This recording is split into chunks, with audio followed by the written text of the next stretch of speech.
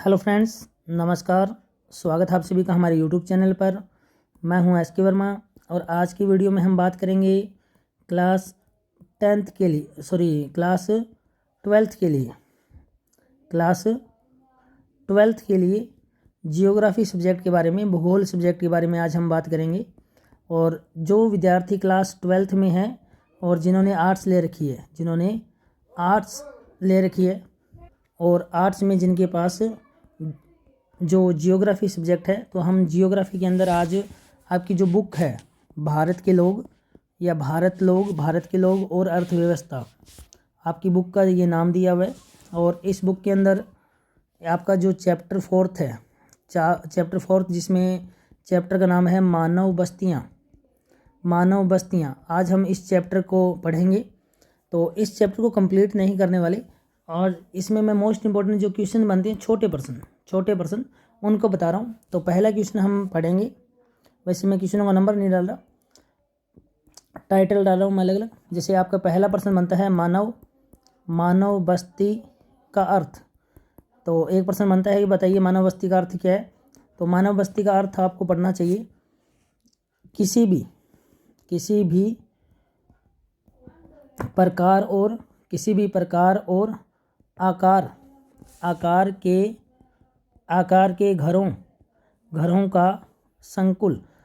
के घरों का संकुल जिसमें मनुष्य रहते हों, जिनमें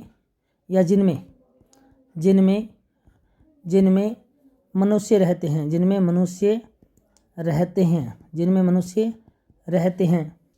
देखिए, किसी भी प्रकार और आकार के घरों का संकुल पैकेज होता है जिनमें मनुष्य रहते हैं। मान लो किसी भी प्रकार और आकार के, मान लो किसी का घर छोटा है, किसी का घर बड़ा है, किसी का घर बहुमंजिला है और किसी का बड़े जैसे हवेली टाइप में घर है, मतलब किसी का झोंपड़ी टाइप में छोटा घर है। तो कोई भी घर हो, अलग अलग आकार और प्रकार के घरों का पैकेज का मतलब पूरा ग्रुप, पूरा समूह है। और जिनमें क्या रहते हों, लोग रहते हैं, इनमें भी लोग, इसमें भी लोग, इसमें लोग। तो इन घरों का जो समूह है, समुच्चय है या पैकेज है, संकुल उसको बोला जाता है। उसे ही क्या कहा जाता है, मानव बस्ती। मतलब लोग रहने जरूरी है, ये नहीं कि खाली घरों का समूह बना दो आप। चलिए, एक प्रश्न तो ये बनता है। अगला प्रश्न आपका बनता है ग्रामीण बस्तियों के प्रकार। ग्रामीण बस्तियों के कितने प्रकार होते हैं, ये प्रश्न बनता है। तो आंसर आएगा ग्रामीण बस्तियों के 4 प्रकार होते हैं। अगला प्रश्न बनेगा ग्रामीण बस्तियों के 4 प्रकार होते हैं, चारों के नाम बताओ। तो पहला नाम गुच्छित संकुलित अथवा अकेंद्रित। पहला प्रकार ये हो गया। दूसरा प्रकार जो बनेगा, सेकंड प्रकार अर्ध गुच्छित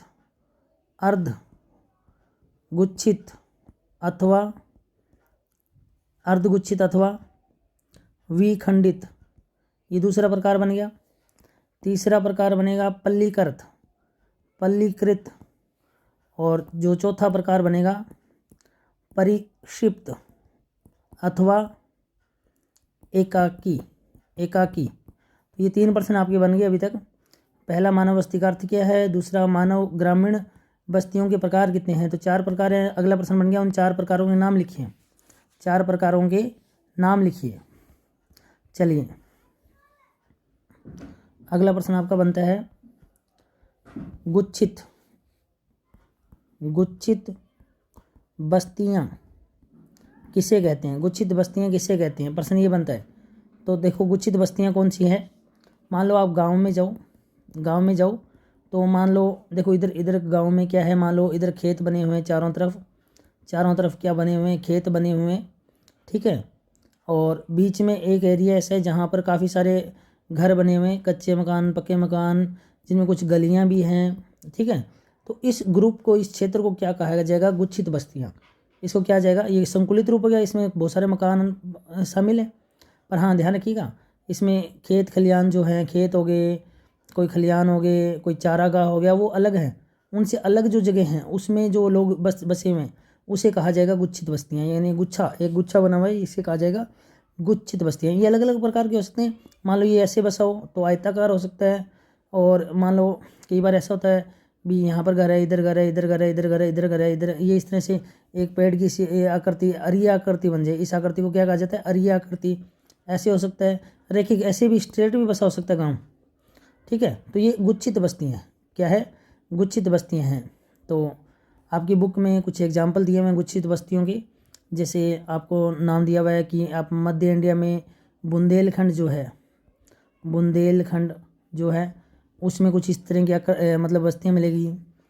इसके अलावा ये कह रहा है कि आप नागालैंड में जाओगे तो आपको कुछ इस तरह की बस्तियाँ मिलेगी। राजस्थान में भी कई जगह आपको इस तरह की बस्तियाँ मिलेगी। पानी के अभाव में लोग ऐसे रह जाते हैं। तो गुच्छित बस्तियाँ समझ गए। अगला प्रश्न आपका बनता है, भी देखिए अगला प्रश्न बनता है अर्धगुच्छित बस्तियाँ कौन सी होती है? अर्धगुच्छित बस्तियाँ कौन सी होती है? तो देखिए कई बार क्या होता है, जैसे मान लो इतना बड़ा गांव है तो यहाँ मतलब मेन जमींदार लोगों का आधिपत्य है, पैसे वर्ग बढ़िया वर्ग का आधिपत्य है। कुछ गरीब लोग क्या है दूर जाके यहाँ पर छोटे छोटे ग्रुप में रह रहे हैं, छोटे छोटे, और गांव से हो सकता है कि बाहर की तरफ ही रह रहे हों या गांव के बिल्कुल बॉर्डर पर रह रहे हों। तो ये जो ग्रुप है इनमें कई घर होंगे, इनमें कई घर होंगे इनके अंदर। तो ये जो ग्रुप हैं ये जो कहलाते हैं, इनको कहा जाता है अर्धगुच्छित बस्तियाँ। अर्धगुच्छित बस्तियाँ मतलब अमीर लोग थोड़ा सेंटर में, गांव के सेंटर में रहते हैं, और जो गरीब टाइप के लोग होंगे उनको ज़बरदस्ती या स्वेच्छा से वो लोग थोड़ा दूर रहते होंगे। तो इस तरह के जो गुच्छित बस्तियाँ हैं उसे अर्धगुच्छित कहा जाता है।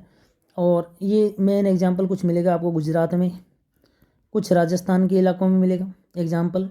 तो यहाँ पर आपको अर्धगुच्छित बस्तियाँ मिलेगी।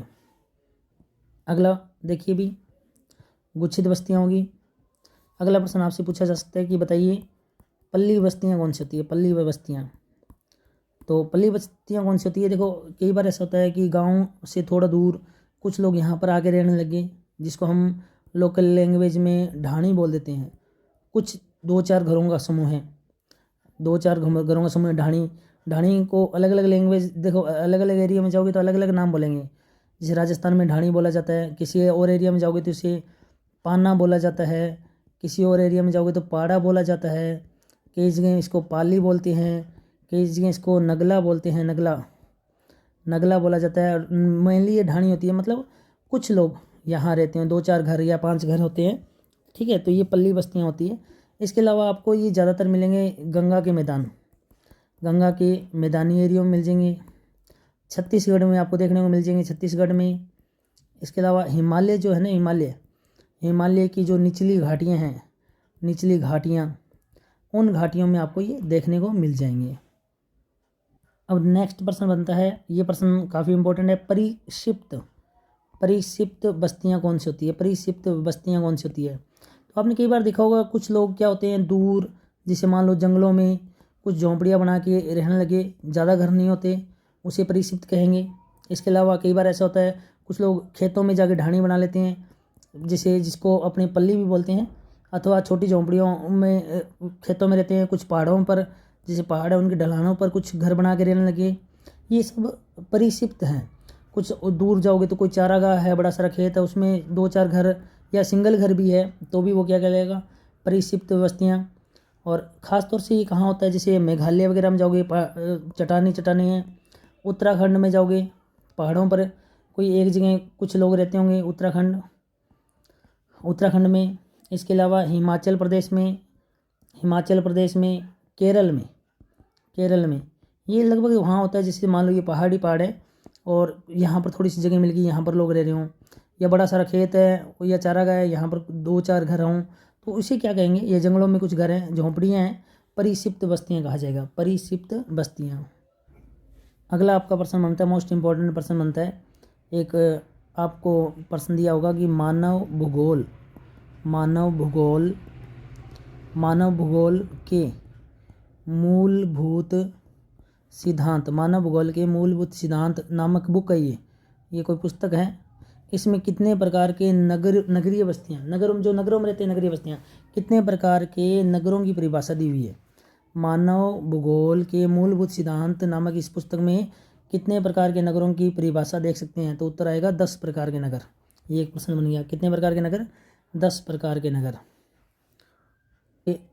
इसके अलावा अब देखिए कुछ प्रश्न ऐसे बन सकते हैं। प्रश्न जैसे आ जाएगा इलाहाबाद, इलाहाबाद आज का नाम जो है प्रयागराज, प्रयाग, ये किस प्रकार का नगर है? तो ऑप्शन में दिया होगा प्राचीन, मध्यकालीन, आधुनिक, या किस प्रकार का नगर है? तो ये प्राचीन नगर है, प्राचीन नगर, प्राचीन नगर। तो प्राचीन नगर में आपको ये पूछा जा सकता है प्राचीन नगर और कौन कौन सी हैं? तो प्राचीन नगर जो बहुत पुराने हैं, तो प्राचीन नगर जैसे पाटलिपुत्र है, पाटलिपुत्र, तो ये कौन सा नगर है? पटना जो है प्राचीन नगर है। इसके अलावा आपसे पूछा जा सकता है जैसे मदुरई है, मदुरई है, ये कौन सा नगर है? प्राचीन नगर। देखो 3 प्रकार के नगरों में बांटे हुए, प्राचीन, मध्यकालीन, आधुनिक, तो ये प्राचीन नगरों की बात होगी। अब आपसे ये पूछा जा सकता है जैसे दिल्ली है, जैसे जयपुर है, ये किस प्रकार के नगर हैं? प्राचीन, मध्यकालीन, आधुनिक, किस प्रकार के नगर है? तो ये मध्यकालीन नगर है, मध्यकालीन नगर हैं। तो कोई पर्सन ये पूछ सकते हैं कि मध्यकालीन और कौन से नगर हैं? तो मध्यकालीन और कौन से नगर है ये पूछा जा सकता है। तो मध्यकालीन कुछ और नगरों के बारे में पूछे तो हैदराबाद हो गया, हैदराबाद, इसके अलावा लखनऊ, ये मध्यकालीन भारत के जो नगर बसे हुए थे वो हैं।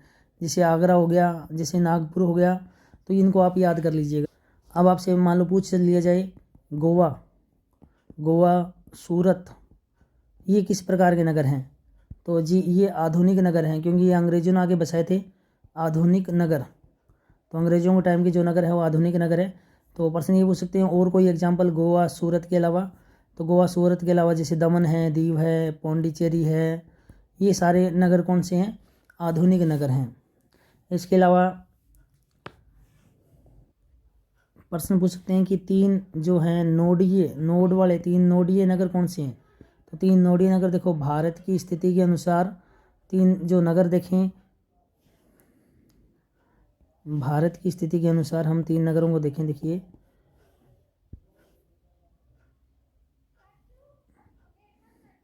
देखिए यहाँ मुंबई हो गया, ये चेन्नई हो गया, ये कोलकाता हो गया।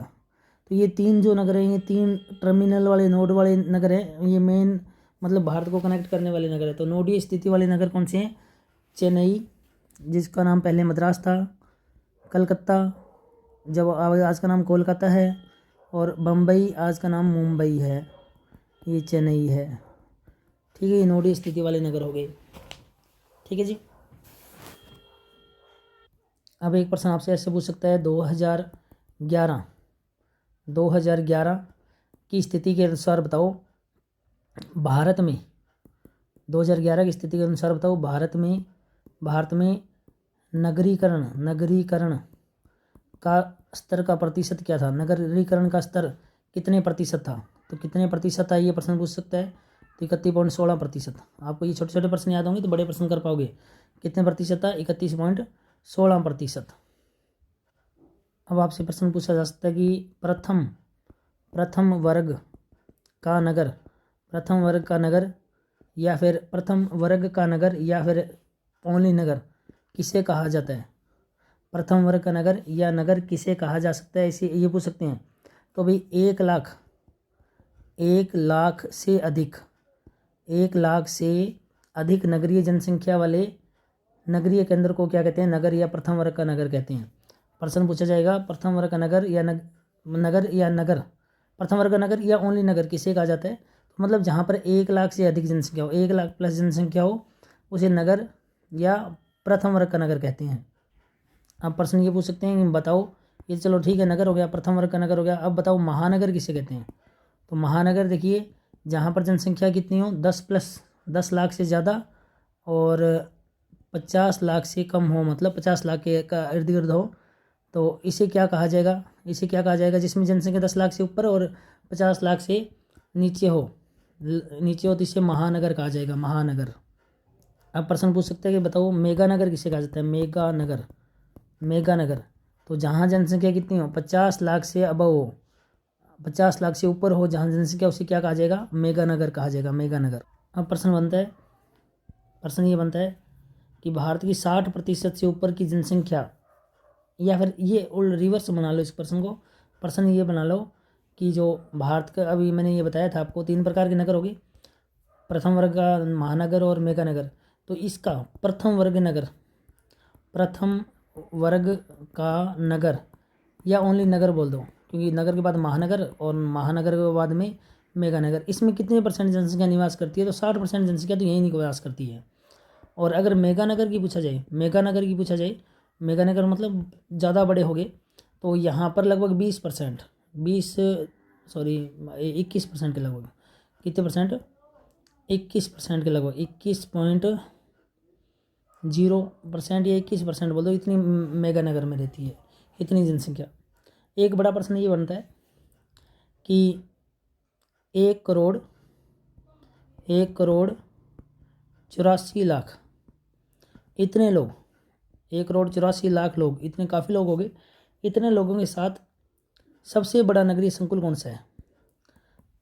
सबसे बड़ा नगरीय संकुल यानी सबसे बड़ा मेगानगर बोल दो, यही बात है। सबसे बड़ा मेगानगर कौन सा है भाई? 1,84,00,000 नगरीय संकुलों के साथ सबसे बड़ा मेगानगर कौन सा है? तो मुंबई है। कौन सा है अभी? मुंबई, बृहत मुंबई बोलते हैं इसको, बृहन मुंबई, बृहत मुंबई, कुछ मर्जी बोल दो। अच्छा, प्रश्न ये भी पूछ सकता है कि मेगानगर है कितने? मेगानगर है कितने? तो 6 मेगानगर है। तो सबसे बड़ा कौन सा है? मुंबई। इसके बाद में कौन कौन सा है? इसके बाद में भी आता है दिल्ली, दिल्ली के बाद में आता है कोलकाता, कोलकाता के बाद में आता है चेन्नई, चेन्नई को ऐसे भी लिखा जाता है चेन्नई के बाद आता है बेंगलुरु, और लास्ट में आता है हैदराबाद। कितने होंगे? 6 हो गए क्या? 1 2, ये एक ही नाम है, 2 3 4 5 और ये 6, तो 6 मेगानगर है, 6 मेगानगर है। अब देखिए अलग अलग प्रकार के नगर हैं। जैसे चंडीगढ़ का नाम है, चंडीगढ़ आए तो किस प्रकार का नगर है? तो प्रशासनिक नगर है ये, प्रशासनिक नगर, प्रशासन अच्छा है। ऐसे एग्जाम्पल हो रहे हैं, गांधीनगर हो गया, इम्फाल हो गया, गुवाहाटी हो गया, जयपुर हो गया। इसके अलावा जैसे मान लो आज ये जमशेदपुर, तो ये किस प्रकार का नगर है? ये औद्योगिक नगर है, औद्योगिक नगर। कुछ एग्जाम्पल और आ सकते हैं, जैसे मोदी नगर है, कोयम्बटूर है, हुगली है, ये सारे औद्योगिक नगर है। इसके अलावा जैसे आज ये कोझीकोड, कालीकट, तो ये किस प्रकार का नगर है जी? तो ये परिवहन नगर। कुछ और एग्जाम्पल भी आ गया, मुगल सराय है, कोची है, कांडला है, विशाखापट्टनम है। इसके अलावा जैसे कोलकाता आ गया, कोलकाता किस प्रकार का नगर है? तो कोलकाता बिजनेस नगर है, वाणिज्यिक नगर है कोलकाता। के अलावा सहारनपुर आ गया, सतना हो गया, वगैरह वगैरह, कुछ एग्जाम्पल है। जैसे डिगबोई किस प्रकार का नगर है?